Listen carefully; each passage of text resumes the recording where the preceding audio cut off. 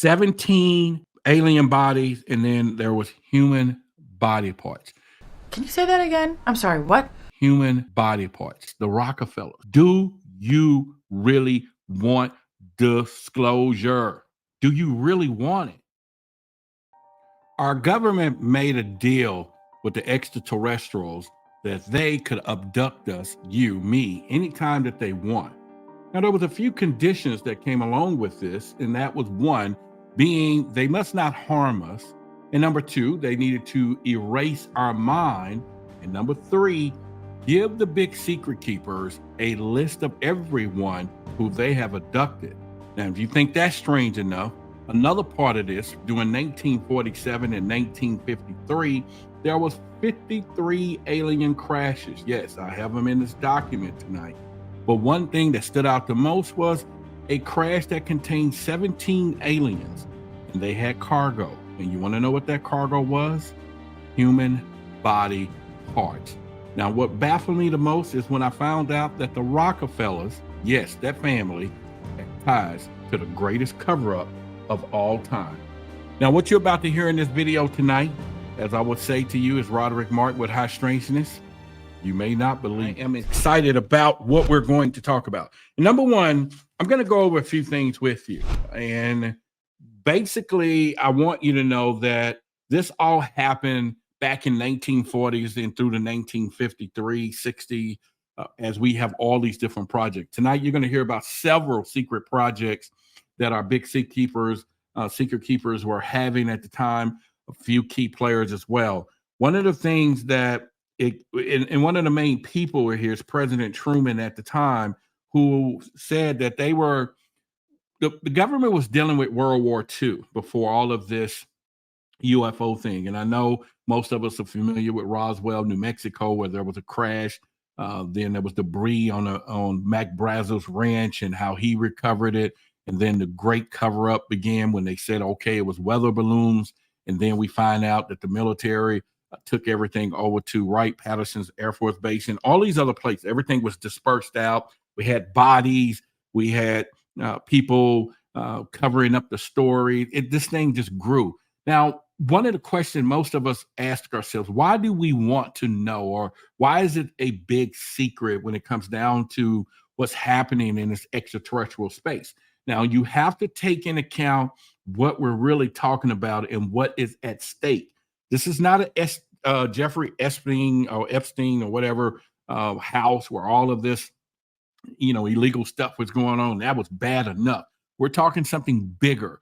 Yes, there could be things that are bigger than what was happening there. And we're talking worldwide. We're talking global. We're talking the origin of humans themselves, our whole deity when it comes down to religion. We're talking political power, global power. There are so much implications when it comes down to the biggest of all secrets, which is this extraterrestrial thing. Now, I was always never a proponent to the Galactic Federation. You've seen me do a lot of talk about that. I've done a lot of videos where we talk about who could be part of it. Or are they here to protect Earth? Or are they here to protect civilization? What all those purposes. I've done several videos. If you haven't seen them, go back and check those out.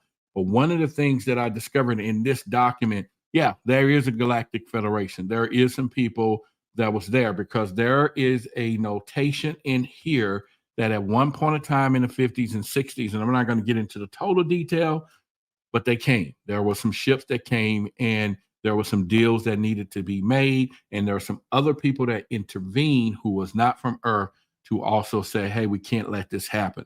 And all of this went down under our secret government. Yes. Oh, my God. This is one of those deals. This document talks about the United States government discovered that an alien spacecraft piloted by, listen to me, insect-like beings from a total incomprehensive culture had crashed in the desert of New Mexico. We've heard of the Greys and all of those things, but this thing is saying that there were some insect-type aliens from a comprehensible culture that had crashed in the desert of New Mexico. Now, a lot of this stuff happened, as I would say, between 1947 and December 1952. Now, pay close attention to what I'm about to read to you. there was at least 16 crafts or down alien crafts, okay? And make no mistake about what you're hearing today. This is totally, totally one of the things that we want to really think about. But anyway, there were 65 alien bodies and one live alien was discovered. Now, this is due a time period of 1947 and 1952. Another part of this was an additional alien craft had exploded and nothing was recovered from that incident. And of these incidents, 13 occurred within the borders of the United States, not including the craft that disintegrated in the air. And of these 13, one was in Arizona. If you're familiar with that, 11 in New Mexico. We've had a lot of those stories. And one was in Nevada, and 3 occurred in other foreign countries. And of those, one in Norway, and then the last 2 was in Mexico. 17 alien bodies, and then there was human body parts.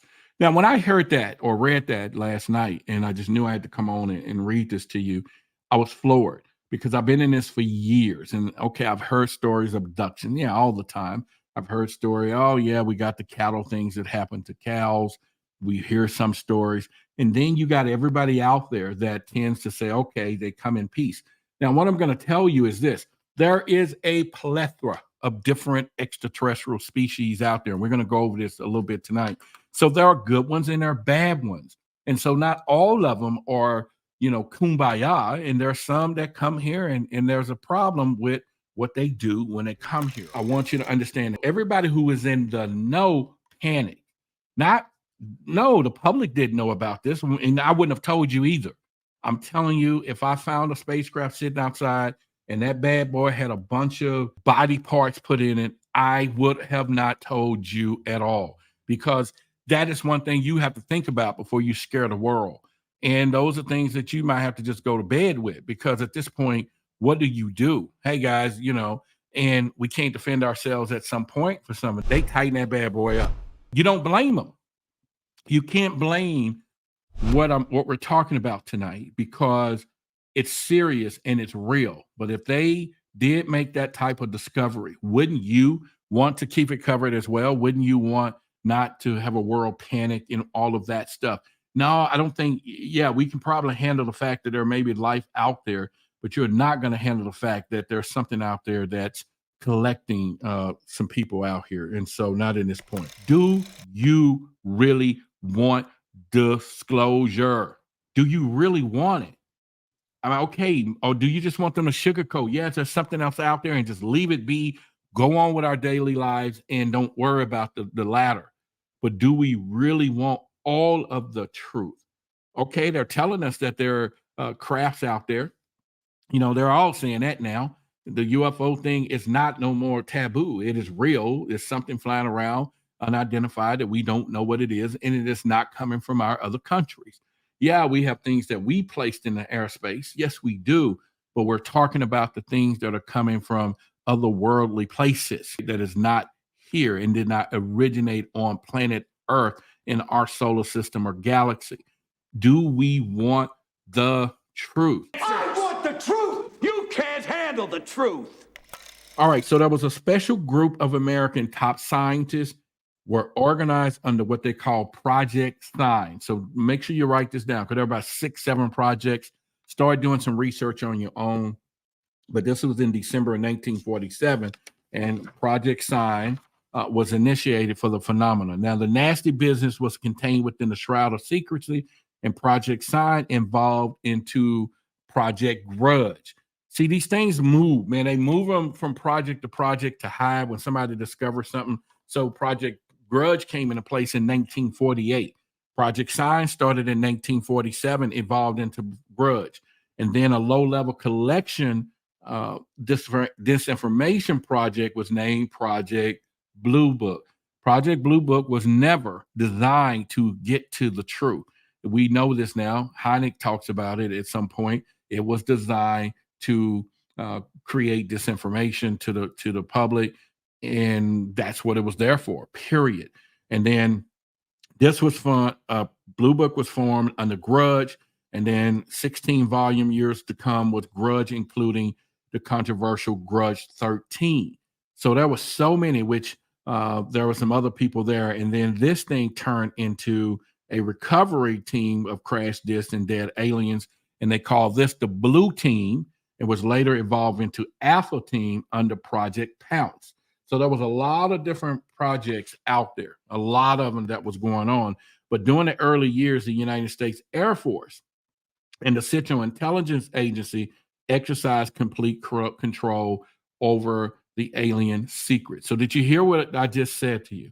The CIA originally, back in the 19 whatevers, 40s and 50s, was put in place to hide, to cover the alien secret. That's what their initial formation was for, the CIA. They were there to they was assigned to cover this thing up. And so that's where they started when they came. In fact, the CIA was formed by presidential executive order, first as a Central Intelligence Group, not agency at the time. And this was for the express purposes of dealing with alien presence. Later, the National Security Act was passed, establishing the Central Intelligence Agency. What you're going to learn tonight is there's so many different compartmentalized things. It was put together by one of the wealthiest families on this planet, and we'll talk about that. Yes, the Rockefellers. Yeah, they had their hands in this cookie jar. Whew, my God, yes. Now we're talking about the CIA, which was the Central Intelligence Group, initially was formed to cover the extraterrestrial things that was happening. And then, of course, when the national security came in and then the act was passed, they was formed as an agency now, which operates solely by themselves. And I do plan on talking with our insider who's with the NSA, but I definitely ran into a couple of things that's going to trip you out in a little bit later on into this conversation. Now, the National Security Council was established overseas to oversee the intelligence community, especially the alien endeavor. Now, there was a series of National Security Council memos, executive orders, removed the CIA from the sole task of gathering foreign intelligence and slowly but thoroughly legalized direct actions in the form of covert activities at home and abroad. We're learning now, yeah, we have the CIA, we got the NSA, we got all of these different agencies have power that was given to them because they had so many compartmentalized reports. The Navy, the Air Force, the Army, the Central Intelligence, NSA, all of these people have their own UFO reportings. They all had their own UFO projects, but they never communicated with each other. In fact, the Navy, the Air Force, and the Navy, a lot of them don't even like each other when it comes to at the top of this thing. And some are ruled and govern their own ways. And so therefore we have all of these factions when it comes down to it all. So that's where I think Arrow was put in place so that we will have all of these things coming. 1947, President Truman, and this was in December, approved the issuance of what they call the NSC-4, okay? Now, this was an entitled coordination of foreign intelligence information and that measures the urging of securities, or Secretary of Marshal Forster. You remember him? Forster Patterson, that was that, because this is why you hear the Patterson Wright Air Force Base. Now, the Director of State Department Policy and the Planning Staff, Keenan. Now, the Foreign and Military Intelligence Book 1 is what it was called, the final report of the Select Committee to study governmental operation with respect of intelligence activities. And the United States Senate, the Congress, all of these put this thing together. So in April of 26 in 1976, the directive empowered the Secretary of State to coordinate and oversee information activities designed to counter communism. And then a top secret annex to the NS4, the NS4A, instructed them to the Central Intelligence to undertake a covert psychological operations or activities in the pursuit of aims. The CIA then changed and said, okay, we need to do psyops. We've heard of that. Of course, they started out for the alien, but you're going to be shocked who took over that part as we go deeper into what we're hearing. There was something called the EG or ECG. It's called the Executive Coordination Group. This was established to be a review, but to not approve covert projection proposals. So they had an executive coordination group that approves everything. Now, what another part is going to trip you out. We'll go into that. The EGD was secretly tasked to coordinate alien projects. These were established as a buffer. Now, listen to this real closely, because this is going to be real essential for you to know what is really happening right in our face when we hear these hearings. These was established as a buffer between the president and the information. It was intended that this buffer serve as means for the president to deny knowledge if leaks divulge the true state of an affairs.